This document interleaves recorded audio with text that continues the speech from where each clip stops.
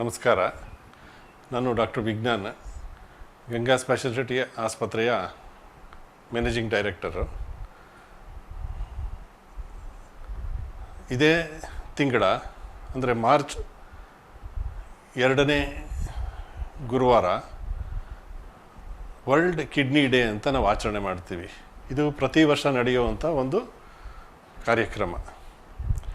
So ಈ ವರ್ಷ ನಾವು ನಮ್ಮ ಆಸ್ಪತ್ರೆಯಲ್ಲಿ ಮೊದಲ ಬಾರಿಗೆ ಈ ವರ್ಲ್ಡ್ ಕಿಡ್ನಿ ಡೇ ಪ್ರೋಗ್ರಾಮನ್ನು ಮಾಡಬೇಕು ಅಂತ ಅಂದ್ಕೊಂಡಿದ್ದೀವಿ. ಹಾಗಾಗಿ ಇದನ್ನು ಇದೇ ತಿಂಗಳ 30ನೇ ತಾರೀಕು ಶನಿವಾರ ವರ್ಲ್ಡ್ ಕಿಡ್ನಿ ಡೇ ದಿನದಲ್ಲಿ ಕೆಲವೊಂದು ಕಾರ್ಯಕ್ರಮಗಳನ್ನ ನಮ್ಮ ಆಸ್ಪತ್ರೆಯಲ್ಲಿ ಇಟ್ಕೊಂಡಿದ್ದೀವಿ. ಈ ಕಿಡ್ನಿ ಇದಕ್ಕೆ ಸಂಬಂಧಪಟ್ಟಂಥ ತಪಾಸಣೆಯನ್ನು ಇಲ್ಲಿ ಆಯೋಜಿಸಿದ್ದೀವಿ. ಇದಕ್ಕೆ ನಮಗೆ ಎಲೆಕ್ಟ್ರಾನಿಕ್ ಸಿಟಿಯಲ್ಲಿರುವ ಕಾವೇರಿ ಹಾಸ್ಪಿಟ್ಲಿನ ನೆಫ್ರಾಲಜಿಸ್ಟ್ ಆಗಿರುವಂತಹ ಡಾಕ್ಟರ್ ಕೃಷ್ಣ ಕಿಶೋರ್ ಅವರು ಬಂದು ಈ ಕಾರ್ಯಕ್ರಮನ ಯಶಸ್ವಿ ಮಾಡಿಕೊಡ್ಬೇಕು ಅಂತ ನಾವನ್ನು ಕೇಳಿಕೊಂಡಾಗ ಅವರು ಇದಕ್ಕೆ ಒಪ್ಕೊಂಡು ಆ ದಿನ ಇಲ್ಲಿ ಬರುವಂಥ ಪೇಷಂಟ್ಗಳನ್ನ ಸಂಪೂರ್ಣ ತಪಾಸಣೆ ಎಲ್ಲ ಮಾಡಿ ಕಿಡ್ನಿ ಸಂಬಂಧಪಟ್ಟ ತೊಂದರೆಗಳನ್ನ ಈ ಪರೀಕ್ಷೆಗೆ ಡಾಕ್ಟರ್ ಕೃಷ್ಣ ಕಿಶೋರ್ ಸರ್ ಅವರು ಇದನ್ನು ಕೂಲಂಕುಷವಾಗಿ ಎಕ್ಸಾಮಿನೇಷನ್ ಮಾಡಿ, ಸೊ ಅದರಲ್ಲಿ ತೊಂದರೆ ಇರೋವಂಥ ಪೇಷಂಟ್ಗಳನ್ನ ನೆಕ್ಸ್ಟು ಫರ್ದರ್ ಎವ್ಯಾಲ್ಯೂಯೇಷನ್ ಅಂತ ಮಾಡಬೇಕಾಗುತ್ತೆ. ಅದನ್ನು ಕೃಷ್ಣ ಕಿಶೋರ್ ಸರ್ ಅವರು ಅದು ಹೇಗೆ ಏನು ಎತ್ತ ಅಂತ ಅದನ್ನು ಮುಂದಿನ ಇದನ್ನು ಅವರು ನಿಮಗೆ ತಿಳಿಸ್ತಾರೆ. ನಮಸ್ಕಾರ, ನನ್ನ ಹೆಸರು ಡಾಕ್ಟರ್ ಕೃಷ್ಣ ಕಿಶೋರ್. ನಾನು ಕಿಡ್ನಿ ಡಿಸೀಸ್ ಸ್ಪೆಷಲಿಸ್ಟು. ನಾನು ಕಾವೇರಿ ಹಾಸ್ಪಿಟ್ಲಲ್ಲಿ ಕಿಡ್ನಿ ವಿಭಾಗದಲ್ಲಿ ನೆಫ್ರಾಲಜಿ ಡಿಪಾರ್ಟ್ಮೆಂಟ್ ಡೈರೆಕ್ಟರ್ ಆಗಿ ಕೆಲಸ ಮಾಡ್ತಿದ್ದೀನಿ. ಈ ವರ್ಷಕ್ಕೆ ವರ್ಲ್ಡ್ ಕಿಡ್ನಿ ಡೇ ಇಟ್ಕೊಂಡು ನಾವು ಅನೇಕಲ್ ಗಂಗಾ ಹಾಸ್ಪಿಟಲಲ್ಲಿ ಡಾಕ್ಟರ್ ವಿಜ್ಞಾನ್ ಅವ್ರ ಕೋಆಪರೇಷನಲ್ಲಿ ಕಿಡ್ನಿ ಡಿಸೀಸಸ್ ಸ್ಕ್ರೀನಿಂಗ್ ಮಾಡಲಿಕ್ಕೆ ಡಿಸಿಷನ್ ತೊಗೊಂಡಿದ್ದೀವಿ. ಈಗ ಕಿಡ್ನಿ ಕಾಯಿಲೆಗೆ ಏನಕ್ಕೆ ಸ್ಕ್ರೀನಿಂಗ್ ಮಾಡಬೇಕು, ಏನಕ್ಕೆ ಕಂಡುಹಿಡಿಬೇಕು?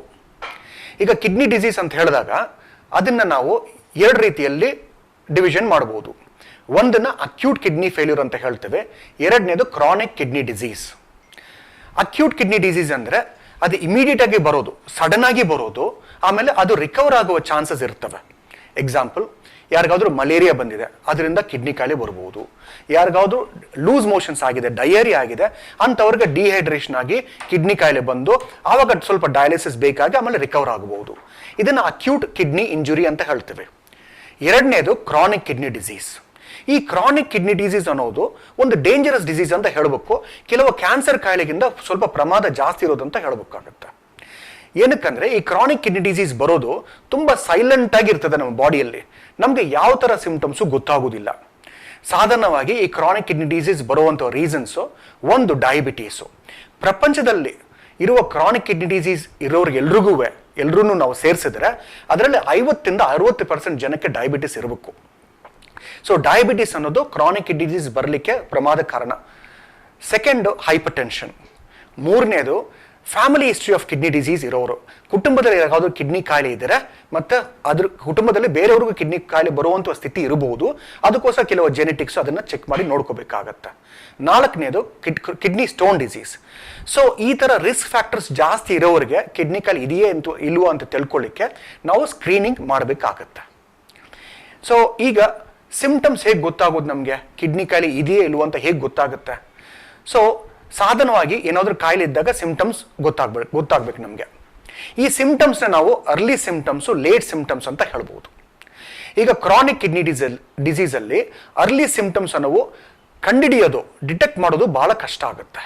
ಯಾಕಂದರೆ ಈ ಸಿಂಪ್ಟಮ್ಸು ಭಾಳ ಸಾಧಾರಣವಾಗಿ ಸಟಲ್ ಆಗಿ ಇರ್ತವೆ. ಎಕ್ಸಾಂಪಲ್, ಸ್ವಲ್ಪ ವೀಕ್ನೆಸ್ಸು, ಟಯರ್ಡ್ನೆಸ್ಸು, ನಾವು ಮಾಡೋ ಕೆಲಸ ಮಾಡಲಿಕ್ಕೆ ಸ್ವಲ್ಪ ವೀಕ್ ಅನಿಸೋದು, ಆಮೇಲೆ ಹಸು ಸ್ವಲ್ಪ ಕಡಿಮೆ ಆಗೋದು. ಸೊ ಈ ಥರ ಸಟಲ್ ಸಿಂಪ್ಟಮ್ಸ್ ಇದ್ದಾಗ ನಾವು ಅದಕ್ಕೆ ಜಾಸ್ತಿ ಗಮನ ಕೊಡೋದಿಲ್ಲ. ಸೊ ಈಗ ನಾವು ಲೇಟ್ ಸಿಂಪ್ಟಮ್ಸ್ ಬರೋದಕ್ಕೆ ನಮ್ಗೆ ಕಿಡ್ನಿ ಡಿಸೀಸು ಭಾಳ ಅಡ್ವಾನ್ಸ್ ಆಗಿರ್ತವೆ. ಲೇಟ್ ಸಿಂಪ್ಟಮ್ಸ್ ಅಂದರೆ ಏನಾಗುತ್ತೆ? ಒಂದು ಕಾಲುಗಳು ಊತ ಬರೋದು, ಅದನ್ನು ಪೀಡಲ್ ಎಡಿಮಾ ಅಂತ ಹೇಳ್ತೇವೆ. ಮುಖ ಊತ ಬರೋದು, ಯೂರಿನ್ ಬರೋದು ಕಡಿಮೆ ಆಗೋದು. ಸ್ವಲ್ಪ ದೂರ ನಡಿಲಿಕ್ಕೆ ಭಾಳ ಕಷ್ಟ ಆಗೋದು, ಆಯಾಸ ಬರೋದು, ಊಟ ನೋಡಿದ್ರೆ ವಾಮಿಟಿಂಗ್ ಬಂದಂಗೆ ಆಗೋದು. ಸೊ ಇದನ್ನ ಲೇಟ್ ಸಿಂಪ್ಟಮ್ಸ್ ಅಂತ ಹೇಳ್ತೇವೆ. ಈ ಥರ ಸಿಂಪ್ಟಮ್ಸ್ ಬರೋದಷ್ಟಿಗೆ ಕಿಡ್ನಿ ಡಿಸೀಸು ಭಾಳ ಅಡ್ವಾನ್ಸ್ಡ್ ಆಗಿ ಮೋರ್ ದನ್ 90% ಡ್ಯಾಮೇಜ್ ಆಗಿರ್ತವೆ. ಸೊ ಈಗ ಕ್ರಾನಿಕ್ ಕಿಡ್ನಿ ಡಿಸೀಸ್ ಅರ್ಲಿಯಾಗಿ ಕಂಡುಹಿಡಿಯಲಿಕ್ಕೆ ಒಂದೇ ದಾರಿ ಅರ್ಲಿಯಾಗಿ ಟೆಸ್ಟ್ ಮಾಡೋದು.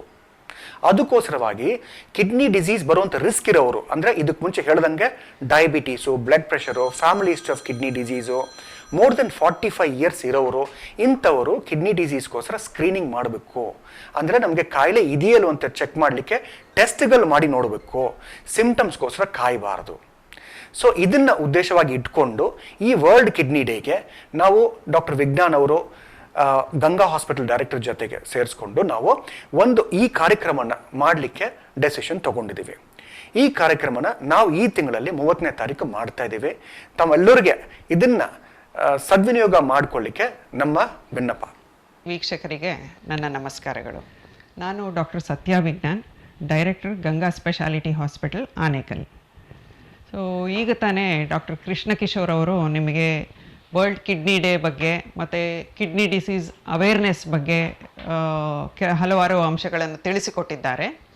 ಸೊ ಇದೇ ತಿಂಗಳ 30ನೇ ತಾರೀಕು ಶನಿವಾರ ನಮ್ಮ ಆಸ್ಪತ್ರೆಯಲ್ಲಿ ಈ ಕಿಡ್ನಿ ಡಿಸೀಸ್ದ ಕ್ಯಾಂಪನ್ನು ಹಮ್ಮಿಕೊಂಡಿದ್ದೇವೆ.